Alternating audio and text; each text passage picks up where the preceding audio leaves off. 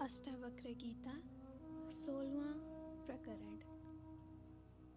अष्टावक्र कहते हैं, हे तात, अनेक शास्त्रों को अनेक प्रकार से तू के अथवा सुन, लेकिन सबके विस्मरण के बिना तुझे स्वास्थ्य नहीं मिलेगी। हे विज्ञ, भोग, कर्म अथवा समाधि को तू चाहे साधे तो भी तेरा चित्त स्वभाव से सभी आशयों से रहित होने पर भी अत्यधिक लोभायमान रहेगा। प्रयास से सब लोग दुखी हैं, इसको कोई नहीं जानता है। इसी उपदेश से भाग्यवान लोग निर्वाण को प्राप्त होते हैं। जो आँख के खोलने और ढकने के व्यापार से दुखी होता है, वो आलसी शिरोमणि का ही सुख है, दूसरे किसी का नहीं।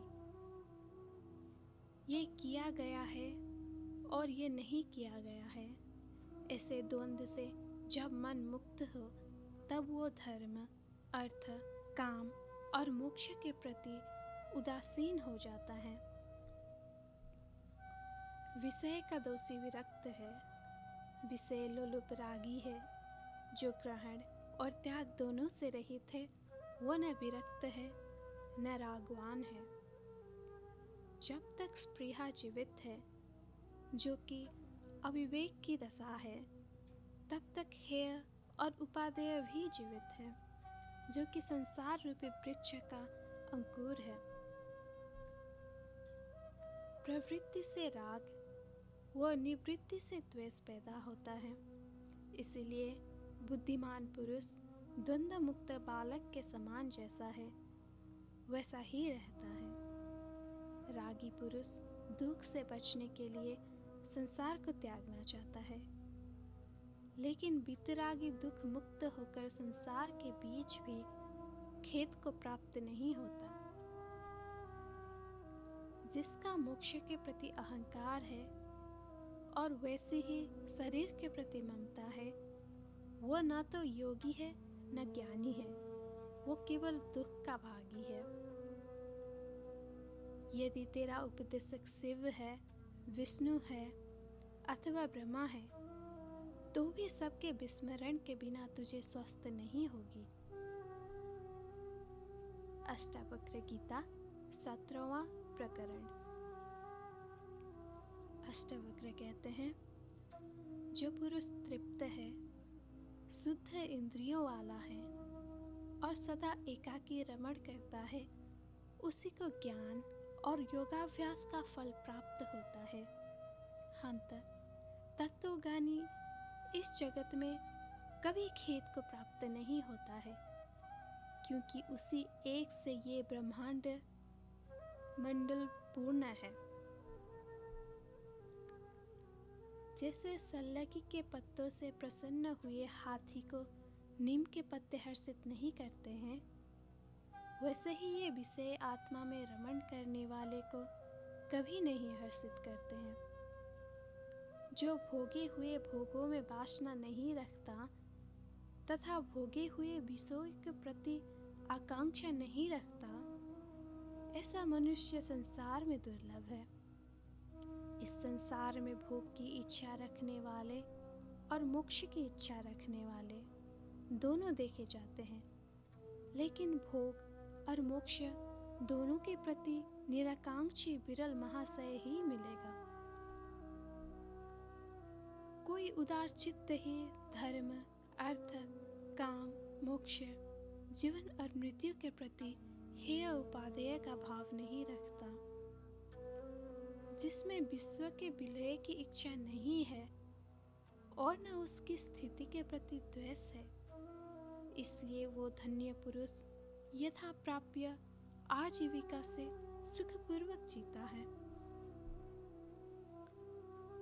इस ज्ञान से कृतार्थ अनुभव कर गलित हो गई बुद्धि जिसकी, ऐसा कृत कार्य पुरुष देखता हुआ, स्पर्श करता हुआ, सूंघता हुआ, खाता हुआ सुखपूर्वक रहता है। जिसका संसार सागर क्षीण हो गया है, ऐसे पुरुष में न तृष्णा है न विरक्ति है। उसकी दृष्टि शून्य हो गई है, चेष्टा व्यर्थ हो गई है और इंद्रियां विफल हो गई है। वो न जागता है न मरता है, न पलक खोलता है न पलक बंद करता है। अहो, मुक्त चेतस की कैसी परम दशा होती है। मुक्त पुरुष सर्वत्र स्वस्थ, सर्वत्र विमल आशय वाला दिखाई देता है और सब वासनाओं से रहित सर्वत्र सुशोभित होता है।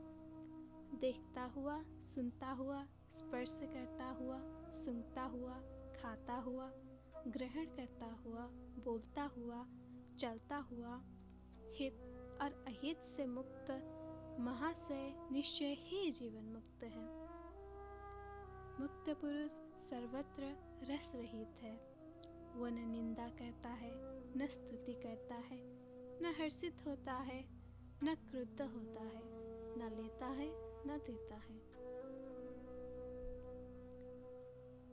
प्रतियुक्त स्त्री और समीप में उपस्थित मृत्यु को देखकर जो महाशय अविचल मना और स्वस्थ रहता है, वो निश्चय ही मुक्त है। समदर्शी धीर के लिए सुख और दुख में, नर और नारी में, संपत्ति और विपत्ति में कहीं भेद नहीं है। छेड़ हो गया है संसार जिसका, ऐसे मनुष्य में न हिंसा है, न करुणा है, न उदंडता है, न दीनता, न आश्चर्य है, न क्षोभ। मुक्त पुरुष न विषयों से द्वेष करने वाला है, न विषय लोलुप है। सदा आसक्ति रहित मन वाला होकर प्राप्त और अप्राप्त वस्तु का उपभोग करता है। शून्य चित्त पुरुष समाधान और असमाधान के, हित और अहित के विकल्प को नहीं जानता है। वो तो कैवल्य जैसा स्थित है। भीतर से गलित हो गई है आशाएं जिसकी, और जो निश्चय पूर्वक जानता है कि कुछ भी नहीं है, ऐसा ममता रहित अहंकार शून्य पुरुष कर्म करता हुआ भी उनमें लिप्त नहीं होता। जिसका मन गलित हो गया है और जिसके मन में कर्म, मोह, स्वप्न और जड़ता सब समाप्त हो गए हैं, वो पुरुष कैसी अनिर्वचनीय अवस्था को प्राप्त होता है।